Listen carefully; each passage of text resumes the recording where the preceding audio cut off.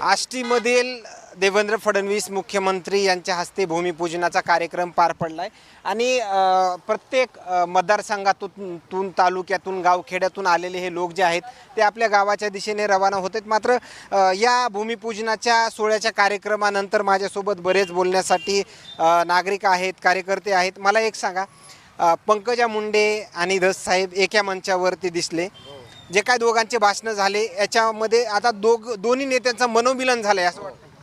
हा, असं वाटतो ना। ही जी आहे तर ही समजा अण्णांनी घडून आणलेलं आहे।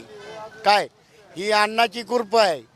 ही जी पाण्याची त्याचे ही जी कार्यक्रम घेतलं समजा जास्त जास्त अण्णाच्या म्हणण्यावर ही पब्लिक आलेली ही किंवा कोणत्याही राजकीय कार्यक्रम। असं आता मी प्रतिक्रिया घेतल्या, सुरेश धस, पंकजा मुंडे हे दोन्ही नेते तर वेगवेगळे जर